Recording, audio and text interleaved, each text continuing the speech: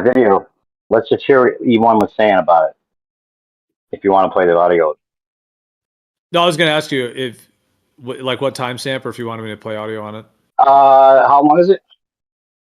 Just start at the beginning. We can kind of fast forward if we need to, or 2 times it.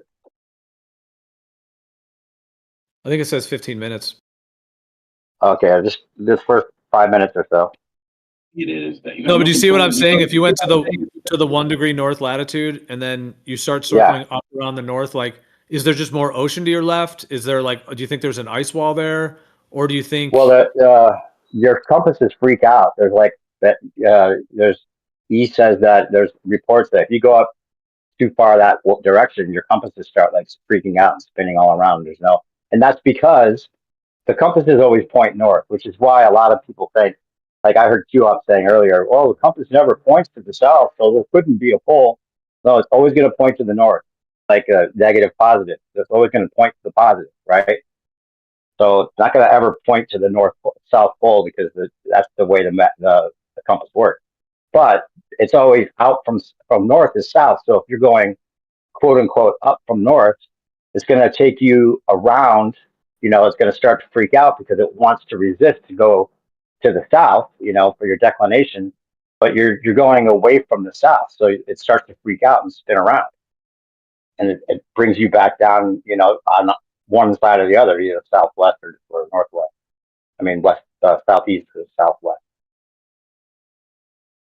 But yeah, play the audio if we're going to play this, just so you can hear what he's saying about the armadas of ships. I can't hear the audio. You, whatever you want to do. Oh. I mean, yeah, turn the audio up at the very beginning. I mean, you did respond to that point. You're saying that, like, the compasses are not accurate.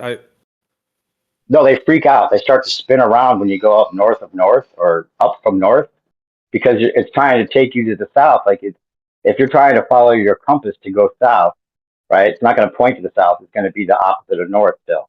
But because you're going away from the North Pole and the South Pole, it'll start to freak out. And you wouldn't know what to do if you were at a ship going in that water. You would just be like, oh, shit, I don't even know where I'm going. There's no compass reading. It's flipping around. There's like anomalies. Are you saying because the field line is splitting? Like because if you were to go straight north, it starts to, like, if you go straight north, like it's going to want to wrap around and go, or wrap around to the right or to the left, and it's like splitting there. That's interesting. So the compass becomes, maybe the GPS is not accurate as well.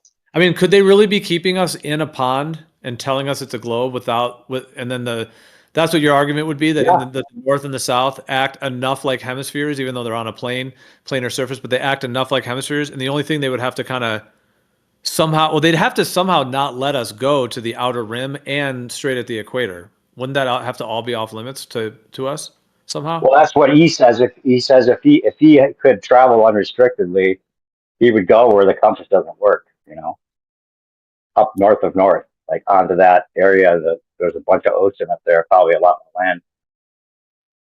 But maybe who knows? With the Schumann resonance, like maybe we're not even like able to survive very well outside of the magnetic field, the electromagnetic field, and this whole because they have the magnetic field on Earth that the compasses work with, and then the electromagnetic field coupled with that above, and they work in symbiosis, right? Yeah, that's why Lady Blunt back in 1900, she was talking about how it doesn't match the magnetic field, the whole single pole, the same way a dual pole does. Yeah.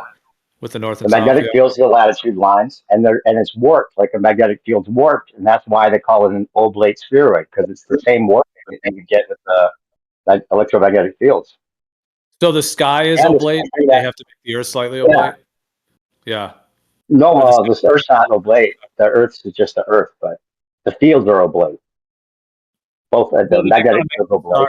Like technically, they're oblate, slightly oblate. But electromagnetic field. And she was saying something there. I heard you reading it about them not being perfect circles. She did say that. Yeah, that's interesting too. That's the oblateness. These guys will debate that they are perfect circles, therefore it has to be globe. You heard that guy, Professor Phil, John. These guys are both PhDs. That's their argument. Because why would they even say that if they can see that the stars don't manifest that way? It's like an electromagnetic field where it straightens out of the equator, and then it warps around. That's why when you use those star wheels, you have to use one of those overlays for each latitude because it changes its form depending on which latitude you're at. And as you get closer to the North Pole, it gets more circular. Right, which a magnetic field does as well. It widens out. That's what I'm saying. Which makes That's sense why too. they have to do it that way. When you look at the StarTrails, they do look like very tight circles, but when the At thing the is center. at the center, right, and then going out from the center. But if you were to look like, if you're seeing StarTrails, like let's say you see it at like 45 degrees latitude and you see the whole StarTrails, if you were to like look at the stars right at your horizon, those would be the ones that would actually be not as perfectly circular, because those are the ones that blend getting towards the equator, whereas the ones you're seeing right around Polaris or close enough to Polaris are all looking quite circular. And they do kind of have that like that bowing effect, which you can pick up with like the wide angles and just the whole convergence, diverging. Dude, it completely matches a magnetic field. It is just such a strong. The sky really does. It's beautiful. And then having a planar Earth with a magnetic sky completely makes sense. Like that would be the way. I mean, it's obvious. Why wouldn't you design it? And then why would they try to argue that they're perfect circles when you can see that stars don't do that? They totally manifest like an electromagnetic field. And there's no way they could run parallel on the blue side of the ball because they converge and diverge. No one can show star trails from the north and the south that don't converge and diverge. They all do that no matter what.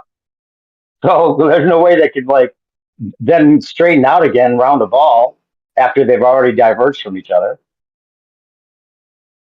Wouldn't even work.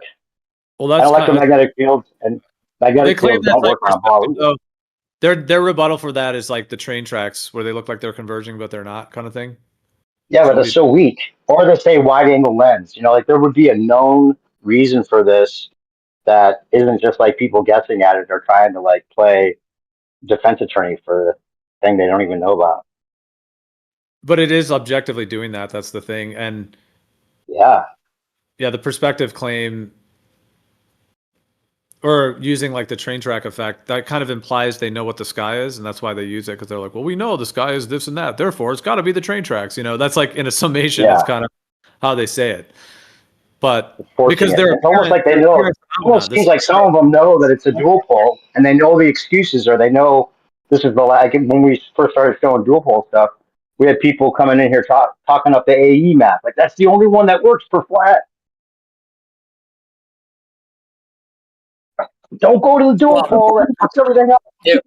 It works without Pac-Manning, right? You don't even look at it enough to know that there's no Pac-Man required. Yeah, I don't necessarily think Pac-Man is required. I mean, it goes to this. And the reason we have shorter days and colder winters in the north is because it's in the south now. And most of the sunlight comes when it's going through the celestial equator, but then it starts to veer south. That's why you have a shorter day and colder winter. Because the sun's away from it. I just put the GIF in the chat. On the dual pole, if you track the GP of the sun, where does it go? Yeah, it fits. Exactly like the GIF I just showed you in the chat. I didn't see it, but does it in the chat? Well, we're in the chat. In the live stream chat. Live stream one chat. I'm going to share it on the. If you can also just look at the live stream account. I'm pulling it up on there right now too. So where's the ground position of the sun? This one doesn't really show the sun. Are you talking about the one that shows like the light pattern? I don't know which one. I have GIFs turned off, so I don't see them. Right. Oh yeah. Well, you just have to open it a question like, "Where's the GP for the sun?" Like, so it follows that path. That's the sunlight area. You can. I put a whole explanation in the chat for you. I'll read it to you. So everything's electromagnetic. Everything's electromagnetic. That's what makes the sunlight spread out to both hemispheres, along with the latitude lines of fields. And the light gets condensed as it rides between the poles. So like as it goes in between those poles. Yeah, well, you're not going to interrupt me. I'm going to read this now. So this is just an estimated sun spread graphic that I made from E1 stuff, and then I just made it circle twice around the north and twice around the south. But it's actually, so it'd be 182 days in the north, 182 days in the south, and there's 1 day of transitioning which makes up the 12-hour and 12 hours for the full 365 days. It's like perfect clockwork. And then it's a doubled electromagnetic toroid that the sun cycles through. It charges up in the south until it's charged enough to cross over like these toroidal fields. He shows them like donuts. And because it loops up and over one field, and then like that kind of does like a figure 8 between those two toroidal donuts, that's what makes the analemma. And I'll put the video where he's explaining the analemma too. But that makes sense if it was looping between the two fields and it needed to go up and over and up and over and up and over and under. That's what makes the perfect 8. And if you're right at the celestial equator, you'll get a perfect 8. It won't be bigger on one side. That's only if you're looking from the north or looking from the south that you get one side looking bigger. Yeah, so if it charges up enough to go to the south at the north, then it just runs its cycle up there. That's the same question. That's kind of a tighter cycle. Where's the GP for the sun? For when? He followed the GPS for the sun from the nautical almanac. He wasn't just making shit up. I don't know what you mean by that open-ended question. Where's the GP for the sun? It's not an open-ended question. It's a very concrete question. So you can actually put dots on the map or draw lines. Yeah, a narrow, exactly. thin line, and it follows the path. Okay, let me know when you're done. It perfectly. No, it follows this path perfectly. If you're saying, did he follow the GPS from the sun? Yeah, he looked them up in the nautical almanac. This is the way it runs. So you can actually draw dots on the map, or you can. a thin line For sure. I'd like to do that. No, I'd like to do that and make a perfectly accurate map for sure. I don't know if Gatebreaker's still here, but I wondered, has he taken the timeanddate.com data and put it onto a dual poll? Or has anyone done that? That would be the test. I don't think New Perspective has done that. That would be the test. Like I have seen that. I feel like I've seen at some point, but I don't know that I have one on hand. But I need to make this graphic better. I feel like the sun goes out further. I have to make it like a bigger area. Because I have that bigger area. I feel like I was sort of talking there, New Perspective. I kind of waited for you. I know you're just trying to straw man it, but go ahead and don't do that. How about that? So yeah, this is a straw man free zone right now. We're in the straw man free zone. It's a straw man free zone. So I'm still going to say what I had to say because I don't think it's a straw man. He hasn't done that. Like accurate GPs. But I was going to. And I do plan to do that. I do plan to do that, and it would work just like this. How do I handle this? How do you think this should be handled? Should I just always stop talking when he interrupts me? You're just going to say the same thing over again. We get your point. The GPS for the sun, you can put a dot on the land where the sun is, and it should match up with this. That'd be great to do. I would love to do that and show that this is actually how it works.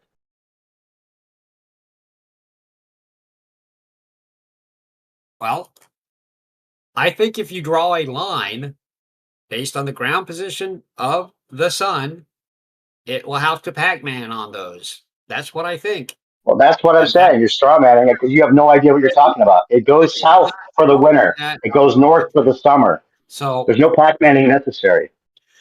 I feel so, Gio, am I being interrupted or is that my imagination? Am I having a hallucination? I'm just anticipating you saying the same thing over again about the Pac-Man. You're looking at a GIF that shows there's no Pac-Man necessary. It goes south for the winter and north for the summer. No Pac-Manning necessary. You can guess that it would be wrong because you don't want it to be right. We'll take that into consideration, but it doesn't mean anything if you're just hoping that it's wrong. Yeah, where's the Pac-Man effect? Because we are in the strawman free zone, of course. So, of course, there is no Pac-Man effect claim. But where are you claiming it would happen? I guess you're not strawmanning because you're claiming in your dual pole model you have a Pac-Man. Is that what you're saying? No. No. We're all looking at the same map. And the funny thing is that the funny thing is that it wouldn't even be a straw man to say Pac-Man's stupid because it would have to disappear and reappear. And that's why they want to say it's Pac-Manning because it's so ridiculous. All the light would disappear from one side of the earth and then reappear on the other side of the earth. It's totally okay to interrupt me. I got it. Well, your Pac-Manning is stupid. You're looking at a GIF that shows no Pac-Manning. So saying you would think it would Pac-Man makes no difference to me right now. When I'm looking at a GIF that shows it wouldn't have to. It goes north for the winter, for the summer. That's why it's hotter, longer days in the summer. It goes south for the winter. That's why it's shorter, colder days in the north. That makes perfect sense. No Pac-Maning necessary. And if it Pac-Man, it would disappear and reappear, and then the light of the sun would go out like a light switch, and then it would it would just reappear on the other side where everything gets bright all of a sudden. That's ridiculous. It's an obvious way of trying to dismiss the dual pole, which people keep repeating, even if they're looking. I'm trying to They're looking at the GIF, right? to make a point, to ask a question. There's no point. We heard the fucking Pac-Man thing. Are you looking at the GIF right here? I haven't gotten to finish the sentence. Go ahead. All right, let's let Omnivore say his Pac-Man thing there. This is your Pac-Man model? You have a Pac-Man model? Because no one here is claiming a Pac-Man. So, but I think what you're saying is it would have to Pac-Man. Is that what you're trying to say? We're showing you how it doesn't Pac-Man as you speak about Pac-Man. No, well, you haven't done that yet. You've said a whole lot. You've interrupted me constantly, and you get away with it. But you haven't answered me yet. Dude. You're just annoying and strawmanning. Like as always, your reputation precedes you. Unfortunately. All right. Well, I'm willing to entertain his idea. I don't know, Dave. Are you? I don't know, but he's not really talking to me. No. He can say it. I don't know what he's going to say other than I bet that if you did this, it would Pac-Man, which makes no sense. But go ahead and say it. All right, Omnivore. Do you want to say what you think it is, and then because Dave, you know what he's saying. It's either circling around the north or the south. So it never goes dead straight on the equator. It always is either in the north or south. But anyways, go ahead. What happens on the equinox, rather? The sun transitions from going to the left to the right. It never goes dead straight. It goes further out west. It goes almost perfectly straight. It never goes. It does go perfectly straight. No, on the equinox, it's never on the equator. It's very close to it. And on the equinox, that's why I need to make this map wider. It goes out like really far west before it starts to either veer north or south. So you could totally get that impression that it would go straight around the ball. Yeah, Omnivore, if it's going, the thing what it's doing, the sun is transitioning over the equator. So it's like a spiral, we could say, but it's like changing lanes in a car where you go from the left lane to the right lane, you go over the line. It's basically going over the line. So on the equinox, the sun is actually making, if you want to call it that, because the equator is just like an imaginary straight line, basically. I mean, you could say it's GPS on the ground if you want to put GPS, but the sun is transitioning over the equator through the day. It's never directly on it. So do you understand that it's like changing lanes? No, it's not actually going dead straight. No, I do not. Yeah, the GPs of the sun. You asked about the GPs of the sun. The GPs of the sun are never at 0 degrees latitude. Did you know that, Omnivore? Well, they cross over it. They transition over it. Yeah. On the equinox. But it's never on the equator. It's never on exactly at 0. I don't know what you mean by the sun's subsolar point travels directly along the equator on a world map. No, it doesn't. Look at the GPs. That's what I understand it to do. Look up the GPs. So is that not correct? But if you look up perspective, you look up the nautical almanac, they will never have it at 0 degrees. Does it not? Does it? So it does never. The GPs, it's never exactly on the equator. And it's the celestial equator, not the sun's equator. That's how they tricked us. They made us think that the celestial equator was the sun equator. The sun goes all the way around the ball, and it doesn't. It's just the celestial equator. The sun equator is like 2 halves. It goes to the north or the south. That's why there's no Pac-Man. And actually, the GPs show that that's true.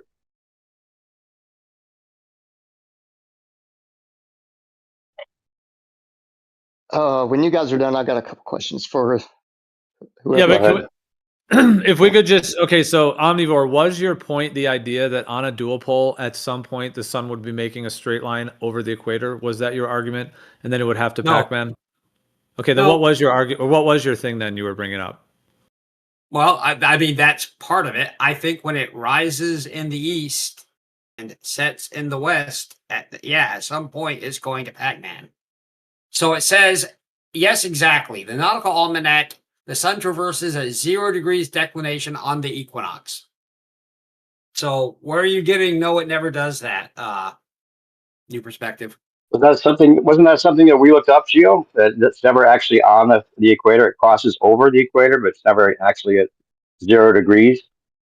Yeah, it crosses over it. So at one point, it will be on it just for one Just for the No. crossover, yeah.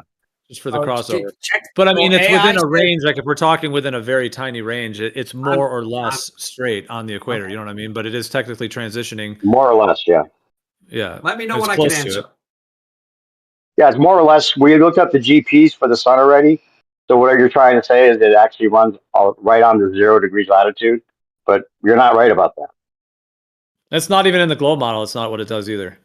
Yes, it does. Yeah. Yes, it is. Yes. It transitions from the So- south. Like the GPs on the Globe. Post your info. Post your Like- nautical so- almanac data. I want to talk. I want to talk for a second. I don't agree with what you're saying, Gio. So can you show me? I think I could be wrong. You're making an assertion about what it does in the nautical almanac.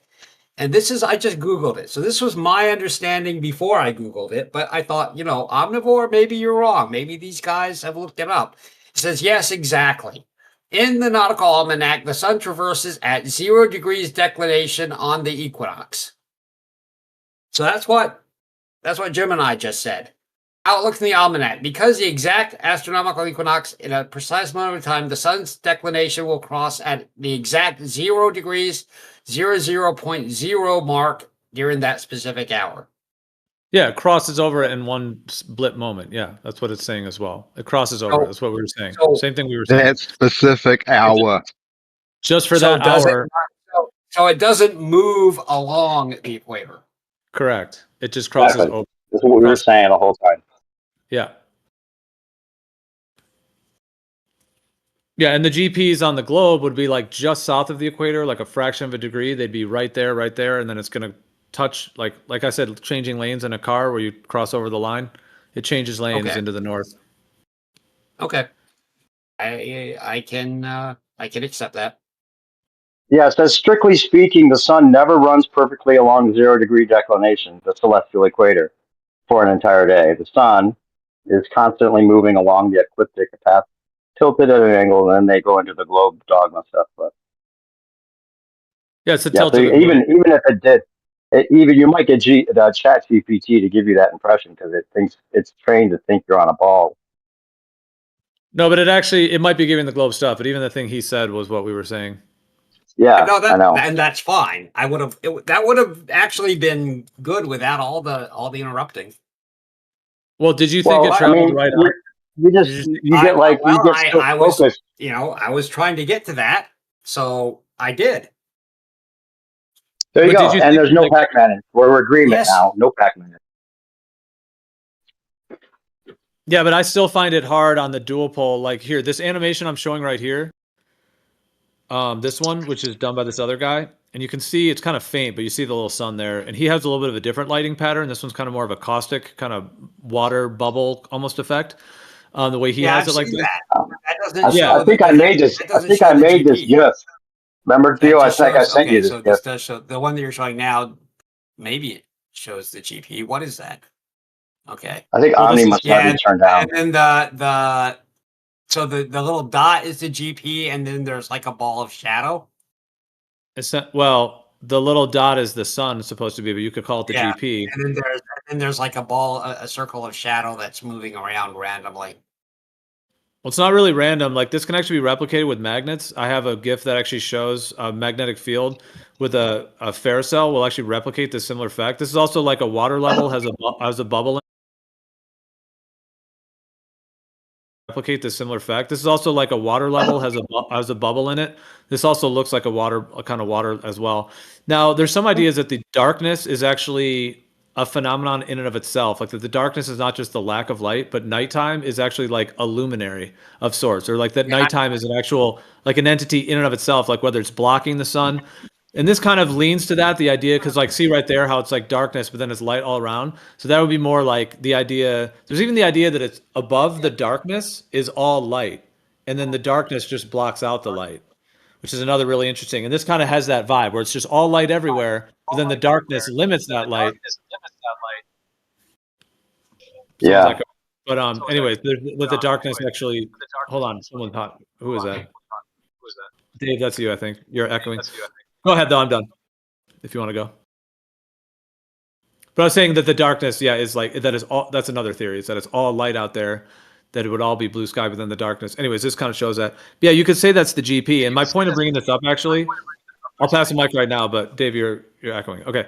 What I was going to say is that the thing Omnivore is saying about the sun like being right on the equator, like, yeah, it doesn't, it crosses over like that. But right when it crosses over like that next day, I have a hard time thinking how the sun would have to be making a huge circle to match that radius, because the minute it crosses over, the radius of that circle is massive. And so that's where it gets hard for me to think of how that's going to loop around like that. Whereas when you get tighter to the center, yeah, it makes sense, like 24-hour sun when it gets to 23 degrees. But when it's like just north of the equator or just south, it's like almost a Pac-Man type effect, like maybe it wouldn't have to be completely if it's not right on the equator, but if it's crossing over, there would still have to be something going on, which I think like the sky could be like a continuous circuit, and it could be built into the way the sky works itself. And it may not work in a very like mechanical way of just like, in the simplistic way we think of circles. But anyways, you see what I'm saying, Omnivore, that the moment it's crossed over, it's not like see how in this animation, like how tight it has to make that circle. So how could it go from being such a wide circle to where it's almost going straight? The radius of that circle is massive because it's virtually going straight. It's just crossing over it very minimally. Whereas as it gets more and more north, it actually makes more circles. So that's the part that I think is still hard to reconcile. Am I still echoing? If one looks at it in a very mechanistic way, if it's a magnetic field, no, yeah, you are still echoing, but go ahead. I'm going to leave and come back and see if my connection will. Do you want to finish up, Gio?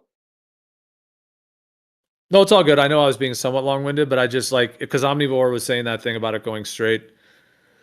Mm-hmm. And I'm just saying that even though like that does kind of mean that it wouldn't have to Pac-Man in terms of a straight line, but that still means that it would have to make these circles that would have to, somehow have GPs. And the closer, like when you see those magnetic field lines, they all start to blend at the equator and they go virtually straight. The radius of those circles is getting larger and larger. And when it's right near the equator, it's a massive radius. Big echo. Is it still echoing, Gio? Check. Yeah, but it's almost like I wonder if they restricted, like if they had the globe model idea. I mean, like they could have restricted us to a point where we would never see like the full separation of the stars, or be able to see the sun veer right or left when it goes out in the equinox. Almost like the land confines us from seeing those phenomenon that would confirm the dual pole. Well, if you're saying those things happen, then that would be. Well, they would have to if it's two poles on a flat Earth, right? So you agree with me that the radius of the circle when it's right near the equator is so massive that it doesn't link to the size radius like the way this shows of it looping quickly like that, like making kind of a hard turn. That's why I was saying I need to make a better GIF with like a wider area, because like it's unlimited, right? Like it could go like really far out, and that's why you're in California seeing this set. Mm-hmm. But see, Dave, I think on the equinox, it goes far enough out that you see the sun set, maybe it veers to the right or whatever. There's that whole thing that you were talking about with the phenomenon looking different from each hemisphere of the veering of the sun. So that confuses it already. But if you were to look at like the GPs or whatever, I bet you would find that it's like, it goes way far out. But then we'd have to think about, well, if it has a GP, but kind of like what Omnivore was saying, if it has a GP that fits within the latitude longitude, then those areas would have to be wider. And I don't know, it'd have to be like figured out that it couldn't go outside of that area if there's a GP with a latitude longitude for every second the sun's in the sky. Right. Well, that's one of the arguments, like they're going to say with the globe that every latitude is equal in perfect circles, from each other. So there's that, like the circle size. Because when you see those like magnetic field line, I think I can pull one of them up on the screen share that you have here, like these with the magnetic field lines. Hmm. Here, like this one that I'm bringing up on the. Oh, sorry, RG. I was just pulling this up. Mm-hmm. I think to both y'all's point. Yeah. Well, let me just say real quick. There's other images that show it as well, but see how the radius of the circle around the S is like a pretty small radius, but then those red lines as they get wider and wider. Now this image is not the perfect representation because like you see how the stars are like cut in the middle. It's like two images. It just kind of shows a general idea, but it actually has a little bit of like errors to it in a way, or it's not quite showing the exact. You can even look at here, like the actual stars themselves, which I'm pulling up as well. On this one, like the actual star. The actual stars in the sky show this as well. Like the radius of those circles gets really, really spread out, or it starts going very straight. But then, as you see, there's other star pictures that show it too. As they get closer to the poles, they become more and more, like the radius changes. The radius becomes larger or smaller, and so yeah, that would have to be like. Mhm.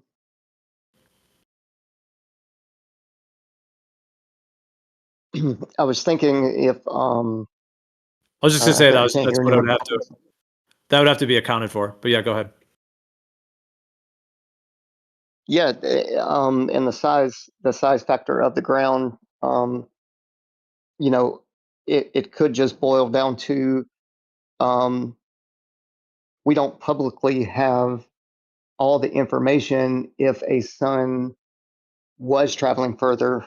Like, let's say we are told where Cancer and Capricorn is, but you see on the dual pole model, what I was just looking at, it shows Antarctica fairly tiny, right, in the south. Now, and Capricorn would be on, close to the equator going back toward the north. So if there were more stars or a different celestial body, as like Rahu or Ketu or something like that, let's just say that's on, let's just say you're going south on the globe, right, toward Antarctica, and you just, but visualize it on this dual pole model that he's showing, and you just kept going south, right, and you passed Antarctica. Well, what if there was just more of Antarctica, and there's more information in the sky there that we can't quite, plug all the information in, so to say, to run the numbers or to figure out a different reason why, yeah, sure, a circle works, but you have to almost force the toroid to be a certain size, or the firmament to be required to be a certain height, or at least the sun to be within the firmament, so to say. Now, just imagine that you're on a much bigger circle, and there's more of what we call Antarctica over to places that maybe only militaries have access to, because the moon map, if you place each location of each country's base around Antarctica, well, surely enough, it forms a circle around our known lands, Antarctica, or not Antarctica, Africa and America, so on and so forth. A perfect circle, actually, right around the edge of our known land. Now, if you think of a dual pole model, why would Russia or above Canada or some, whatever lands in the north on this dual pole model, they would have to go really, really, really, really, really far just to get to their base. Now, logistically, that would make sense to me. Anyway, I just want to put that out there for thought and maybe get a rebuttal. I don't know, but I'm not trying to debate it. I'm not saying it's wrong either. I'm just putting things out there. All right, yeah, I got you. The image I'm showing right here, yeah, what you're talking about, if you were to go, like this one sort of shows like what the stars may have to, just see how it shows like the radius. Because like if I pulsate between this image and that image, you can tell how like the arc of the stars becomes more aggressive as it gets closer to the poles. That's why we see the circular star trails. But in this middle zone, I have these lines on here that show the sun, like, because that's, the sun goes one way, or it symmetrically goes the other way in the south.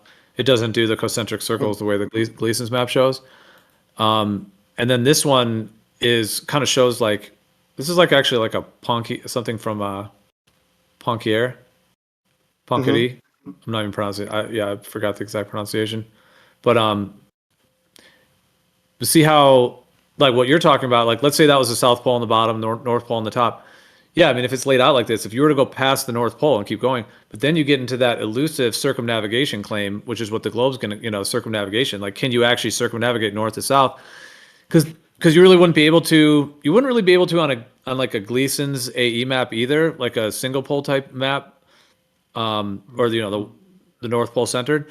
You wouldn't really be able to on that one either, which is why that argument's been made. But on this one, you wouldn't be able to either, not in a way of going dead straight. So yeah, like in these outer regions of like, let's, like you were saying, like past Antarctica or past the North Pole, could there be, more land or other things there? And that is definitely interesting. But this one kind of also shows like the shape of them, where they do get to be perfect circles near the middle, but then they do that blending at the equator, which again, that is what we see like in actual real life. So there's something to be said for that. Mm-hmm. But then see how the one like right north of the equator, linking back to what we were saying before, see how it would have to make that really sharp turn? That's what's wild. Like it's almost making like a 90-degree turn. Yeah, So, but Jill, looking at this, the only replication we can make of this on a smaller scale is through thick hemispheric glass, right? Now, if we were to slide ourselves into that middle dot there and go underneath, it would start looking more like concentric. see, because this is what it actually more looks like. round circles. Yeah, like check this one out that I'm Yeah, sharing. yeah. You can see the circles and then see how it goes to straight. Like that's Mhm. whatever you think the Yeah. Earth is. And really, this doesn't match like a symmetrical globe. I know they say it's a little oblate, but it's not that oblate. Mhm. It's not like the radius is. Yeah. Anyways, so there's arguments to be made that this actually is problematic for a globe, even though This is a three-dimensional view onto a 2D plane. That's some of why it these looks do that have. way. That's not what you see in reality. Like we talked about it before, the stars don't actually diverge from each other at the ecliptic. Well, they do, because if you're at the equator, you can be looking at the north rotation. Let's say counterclockwise, and you can look at the south clockwise. You see two rotations, but then above you they're straight. So they're going to blend from being circles to straight and back to circles. Circles in the north, they start straightening out at the equator, just like this shows. And then they start going to making circles, getting from wide to smaller radius in the south. Because you're seeing the two rotations, and two circles, they're going to have to blend somewhere, unless they're just touching at one point. But we know that's not happening. You gotta just imagine like what it would look like if you had dots painted on the inside of a cement mixer and the cement mixer was turning. Yeah, like the relationship Geo, between the stars don't change. You could take pictures of the star field at any place and at any time, and the relative distances between the stars will never change. There's no actual yeah, in the divergence north of and the star south they trails. don't. But the north do converge and diverge from the southern stars. They do that. That's what they apparently do, and that's what actually you'll see if you start traveling on either side of the hemispheres, right? So the star positions don't change in the north or the south, but compared to each other, they converge and diverge. You can never show me StarTrails that show both the north and the south that don't converge and diverge. Has nothing to No, do with wide the angle lens or star any of trails that. is because Show me you're StarTrails taking a that don't converge and diverge. you're taking a three-dimensional view that wraps around you and putting it on a 2D I surface. know. That's why it looks that way. In That's what reality, you think. the stars don't ever change their relative position to one another. The distance, That's the not angular true. distance, absolutely is true. It's not true. Everything It's is everything. absolutely true. Every star position, you start by using the prime meridian, right? Everything's in relation to that, right? Then you would have to get a northern star and a southern star, right? See what their relationship is distance-wise when they're right at the equator where they run parallel, and then the electromagnetic field separates them, and you have to take that position. What? If you imagine a cement mixer, instead of it being kind of more cylindrically, it's more like a flattened globe. But if you imagine a cement mixer that was actually spherical, and then you painted the star constellations on the inside, that is what is happening in reality when they talk about the celestial sphere. The relative positions of the stars are never changing, and they're never diverging from one another, because it's like a solid surface in which the relative positions of all the stars and the constellations never change. And you can do that in astrophotography. You can clearly see, and you can even see it from. You can look at it from. You can watch equatorial mounts that are doing a time lapse where they're moving with the star field, and you will never see the star field will not you will not see any change in the stars' relative position to one another. Yeah, right. In the north, they don't change relative to each other, and in the south, they don't Not change relative anywhere to in the each other. sky. Not anywhere in the sky. Dude, Jake, show me star trails that include both the northern stars and the southern stars that do not converge and diverge. Show me any. Check what I just posted in the chat. It's from Stellarium demonstrating that the phenomena you're talking about, but it's based on stars that have constant separation. Okay, what'd you put in the chat? Let's see. Because even Stellarium shows them converging and diverging. Yeah, but inside Stellarium, the stars are at a fixed angular spacing. The converging and diverging is purely an artifact of perspective and projection of the. You can say that 3D either it's happening screen. for real or it's perspective. It's either for real or it's like you say. But you can prove that. I think that's an argument too, that we would never be able to win against each other unless we could explore further south and further north. Like, this is about the equator, right? To be honest, I'm just saying, like, because that's so funny. You posted. I'm just saying. He posted something with them converging and diverging. That doesn't prove my point. That's so funny, Jazza. You proved my point with this GIF you posted. Yeah, so they appear in a photograph to diverge and converge. But if you were to get a theodolite out and measure the angle between any two stars during the night, it doesn't change. Well, the northern stars and the southern stars converge and diverge, just like your graph shows that you just showed us. So that's what they do. They do. If they don't do that, you'd have to show something that doesn't show that. It's an imaging artifact. Yeah, it's an artifact of imaging onto a three-dimensional world that wraps around you onto a 2D sensor. If you look all at the excuses you make mean nothing. You don't have them running parallel 360 degrees. Look at this time lapse on an equatorial. Look at this time lapse on an equatorial map. Jake, they claim it is happening in the main. Okay, so if you had train tracks that actually were converging in physical reality, obviously they would look like they're converging. But there's another scenario where you can have parallel tracks and they look like they're converging. Now, how would you know the difference? Well, you could go out there, you could measure the tracks, and you could figure out which one's which. Well, with the sky, we can't do that. We can't go up there, take a measuring stick. We can't go up there and touch the stars.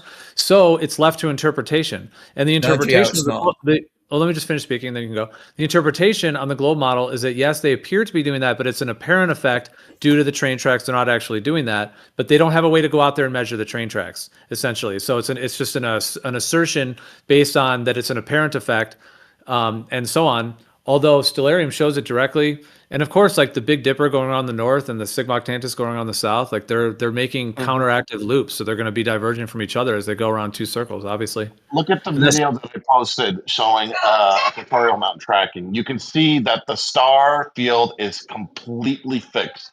There is no converging and diverging. Yeah. So the angular spacing between any two stars is constant, right? And you can measure that. But if you take a photograph, you get perspective distortions in the photograph because you're mapping that onto a plane.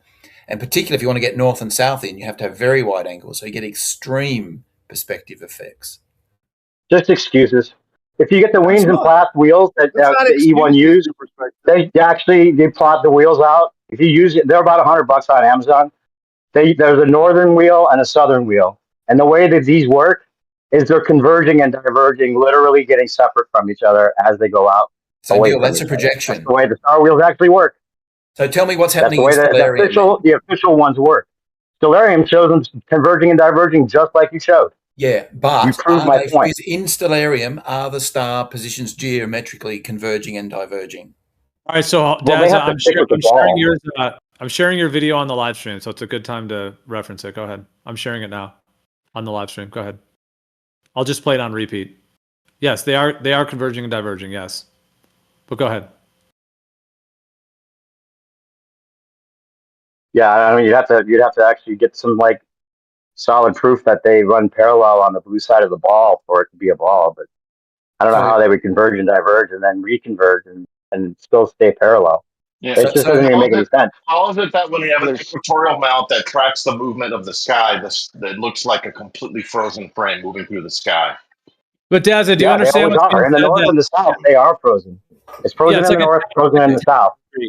Yeah, it's like a tapestry. The tapestry itself seems like we could say frozen, like the fixed star called fixed.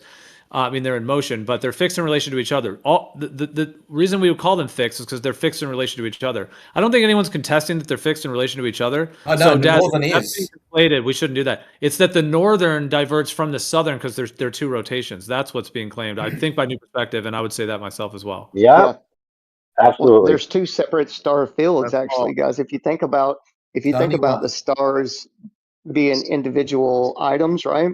But the sky being one solid piece. And there's a northern field, which is closer to us, and a southern field, which is above the northern field. And their distribution of stars in each circle is very ordered as well, I would say. But yeah, I do believe that there's one sky, but two different layers that are rotating within each other and over each other and under each other. Right? So That makes sense. Okay. Go ahead, Desert. I think it's the new layers as well. perspective. I want you to consider a couple of in the video that's playing on the loop here. Have a look at the stars that are at the closest end, nearest to the pole. So I think we've probably got 10 degrees or whatever between spacings there. So that's showing the convergence and divergence that you're talking about. But if you were to have like an equatorial mountain will do it, but if you were to track those stars throughout the night and measure the angle between that most northern one and that most southern one, where there's that huge amount of convergence, the angle between them would be constant throughout the night. And all we're seeing here Yeah, but why do they show them separating if they don't actually separate? because this is a projection, right? So Stellarium internally is a three-dimensional model. Those stars have a constant right ascension and declination, which means their angular spacing does not change over time. So as we but even the StarTrails we get with a regular camera, without even a wide-angle lens, those converge and diverge, even without a wide-angle lens. It has nothing to do with a transform or anything. So you can't film northern and southern StarTrails simultaneously without a wide-angle lens. Well, I'm saying the wide-angle lens isn't what makes them look like. It's not a fisheye lens. It's just wide enough to catch both StarTrails. There's plenty of them that are just showing the stars converging and diverging, literally doing that. There's no StarTrails that you can show that are going 360 degrees or even very far at all without diverging. Jake posted the equatorial mount. Show any StarTrails that include northern and southern that don't show convergence. They only run parallel through the celestial equator. That's the only time they're parallel. Then they converge and diverge every single time. Well, they don't. It has nothing to do with the transform. Well, you can claim that. Show me something. Show me anything where they don't do that. Only through the celestial equator. Look at the video that I just posted to you. It's an 8-hour time lapse. How about, hold on. If I'm traveling over the Tropic of Capricorn, I've got to turn though, right? I do have to turn to stay on the Tropic of Capricorn. Even in a globe model, I got to turn. But if I'm traveling on the equator, I got to go straight. And think of this: if you're looking, if you're like, say, if you're at 10 degrees north under the Tropic of Capricorn, Cancer, and you're looking south, southeast, or southwest, you're going to see a tight rotation in the south with stars going the opposite direction as the fucking stars going closer to you. Like you'll see some of them. You won't see you won't see Sigma Octantis. You won't see Sigma Octantis, but you'll literally see full circles of stars going opposite directions with the ones right over your head going straight. Literally. Yes. And your video you posted, Jake, makes me think you don't even know what we're talking about. It shows no southern and northern stars that are running parallel for 24 hours. I don't know why you posted that, as if it proves something. I'm sharing it now. I'm sharing it now, Jake. So go ahead. Now's your time to mention it because I'm sharing it. Yeah, I mean, it's obvious that the star field in reality does not change. The constellations don't change spacing between one another. Otherwise, the constellations would warp over the course of the night. But we know that constellations always have the exact spacing relative to each other within the constellation and within the other stars in the constellation. And this but that's showing you don't know what you're talking about. Converging, nobody's claiming that the constellations change. Nobody's claiming that. I thought the whole claim was that the stars are converging and diverging from one another. From the northern and the southern only. Yeah. The north and the south are doing that, not stars in relation to each other. Yeah, Stars and your video shows none of that. And they're bunching up like toward the horizon. They're bunching up and converging Oh my slightly God. at the horizon. Well, Exactly. that would mean that you would never see a frozen star field on a time lapse like this, where it's tracking the rotation You of don't the understand what sky. we're saying. We're not saying all the constellations separate from each other. That's a straw man, or you just don't understand. Are you saying that I could take this equatorial mount and point in a certain direction, and I would actually see the stars merging and expanding one another, and not looking like a fixed? No, how are you going to look at the north and the south at the same time, dude? Look, why don't you look at how you going to look at the north and the south at the same time, man? Equatorial mount is one track, one Exactly. track only. You could put a wide angle. Why are you even bringing that up? Camera on an equatorial mount. Hold on. If I had an equatorial mount at like 10 degrees, pretty close to the equator, but not quite a straight line. So you'd agree that if you were 10 south and I was 10 north, we're both facing west.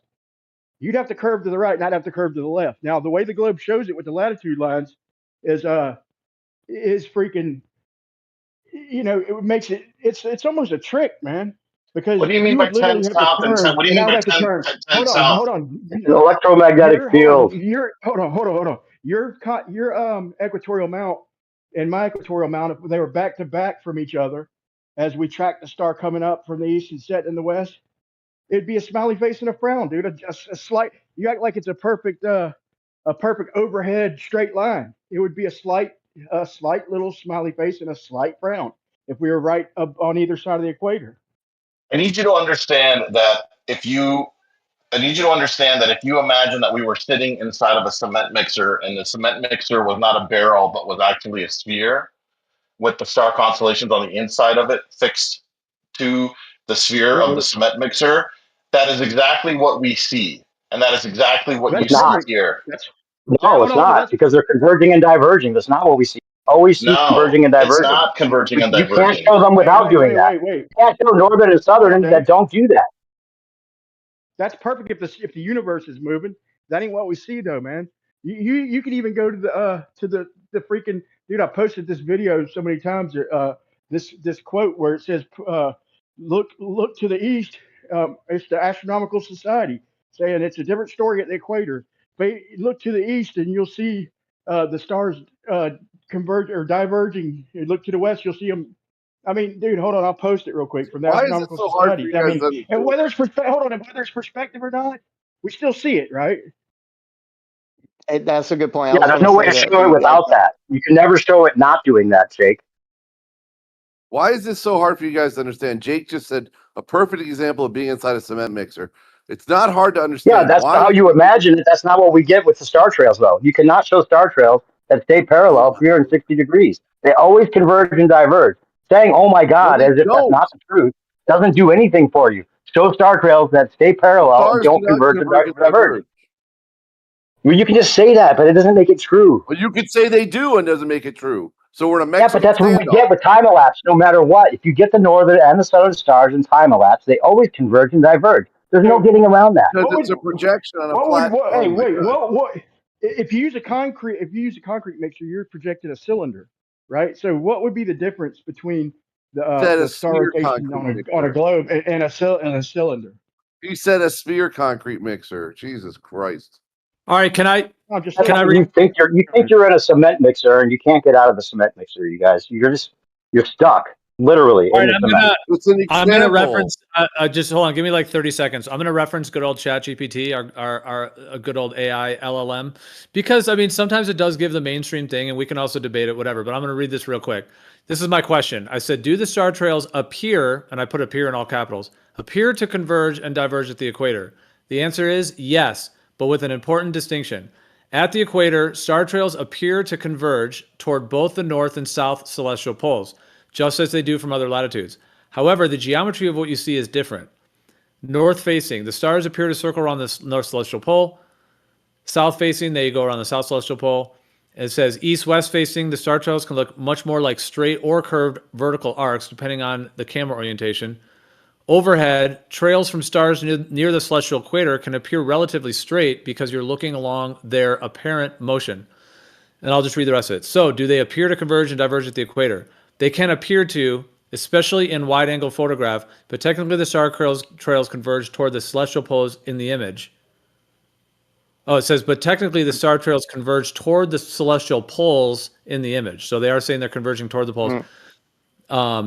It says, not because you are at the geographic equator, but because of Earth's rotation and perspective. A useful way to visualize it. At the equator, both celestial poles sit exactly on the horizon, so you can potentially photograph both apparent centers of rotation, one toward the north, one toward the south. And this didn't really describe the train track effect, but yeah, so even in the mainstream model, they claim that they appear to be doing it. But like I said, the thing is, the Glob model says, well, no, they're not really doing it because there's stars infinitely light years out there, and so they're not actually doing it because of that explanation or that philosophy. The thing is, they are appearing to do it. So just like I said before, if train tracks actually were physically converging, or if they were only doing it optically, you'd have to go out and measure it to know which one is doing. In this case, the Glob is just doing the sleight of hand.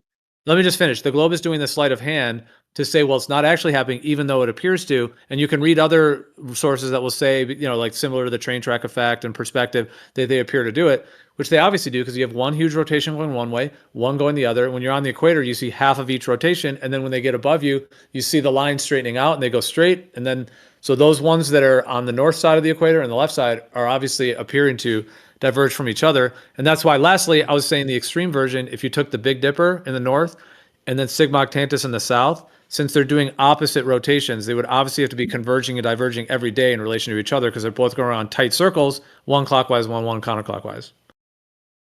This is what I think the Globers forget. They forget that if you're at 10 degrees north latitude and I'm at 10 degrees south latitude, we're both on the same longitude. Let's say the prime meridian. We're looking east. Let's say 5,000 miles. If we both take a 90-degree turn, you from the South Pole, me from the North Pole, we're going to converge at the equator. We're going to converge. So if we go 90 degrees, like you're saying, parallel 90 degrees, we both go 90 degrees, we converge at the equator, And so the star trails have to, here's my question though. If we're not looking at the center of rotation, if you can demonstrate the shit like spinning in a chair or something, but if you're not looking at the center of rotation, there really is no center of rotation with a camera. So why do the circles get smaller if we're looking past the equator toward the south? Why do the trails get smaller? Do the stars know we're on a globe, and they know they're supposed to get tighter and tighter? Like it seems like they should get bigger and bigger, unless we're pointing right at the center, unless we're pointing right at the middle. They should just keep getting wider to the horizon. I mean, how do the stars know what to do? How do they know we're on a globe? It's an electromagnetic field. You guys have to admit, if it is an electromagnetic field that they're manifesting as, we know an electromagnetic field does that.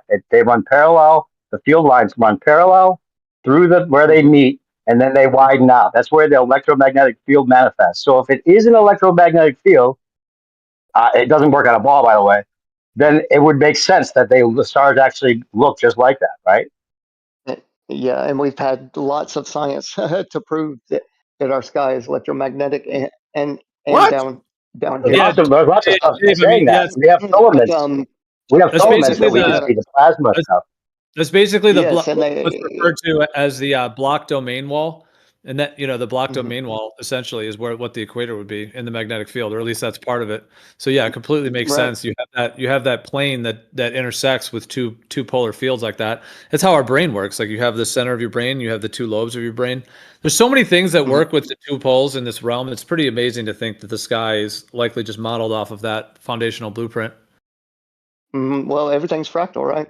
I have a question for the Glober that was mentioning a second ago about what would happen or the reason why we get the north and the south from the GP up the equator on the ground. When we look due west and we can see equally, and it's very equidistant from each other, the south and north, what appears to be a celestial poles, right? Now, what do you think would happen if we didn't use a wide angle lens?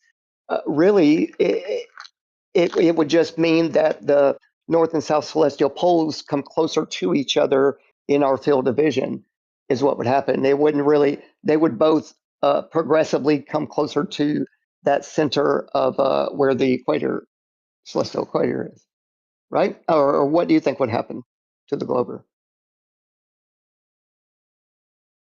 Not sure what your question is.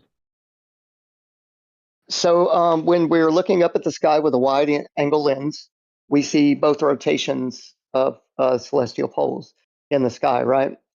So if we took away the wide angle lens, what do you believe would happen? That's what I keep saying. That's what I keep saying. There's lots of them. I mean, just to get a wide enough angle to get both StarTrails, you're going to have a wide angle lens. But they're claiming that a wide angle lens works like we see with like a fisheye lens, where everything warps out, and they're trying to say that's the reason that it looks like it's converging and diverging. Well, then great. Then just show Yeah, but you at could use the an EQ equator that mount. they stay parallel. Yeah. You could use an EQ mount, dude, because picture you're right by the North Pole, like or at 45 degrees north. Okay, you can't just like I said, if you go 90 degrees, just like a 90-degree little circle, like you're pretending in your head, then you would diverge at the equator both directions. At both directions, you diverge at the equator.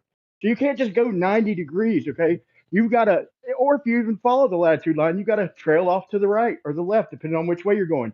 So if you're in the north and I'm in the south, then my EQ mount is going to do depending on where I'm at, a smiley face, and yours is going to do a frown. There's no getting around it. Yep. They can't both do 90 degrees because then the stars would have to converge at the equator. Yeah, and a frown and a smile diverge. That's what the difference is of a frown and a smile. Yeah. They diverge from each other. That's why one's a smile, one's a frown.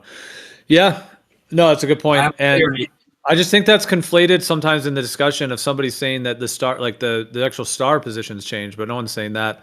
Like the constellations are going to stay in there. They're not just all distorted or. Although Dave, you've mentioned on the dual though. But Dave, you're saying there is a part where they might actually split. See, I think it could be a whole continuous field, as I think what's going on. It's like a continuous circuit. Mm-hmm. Well, if you look at electromagnetic field, there's a point where they split apart. That's the way electromagnetic field works. It can't just go on forever. Hey, let me say one more thing real quick, Dave. See, what real quick, what they're forgetting is that if we're in the north, think of the sun. Okay, it starts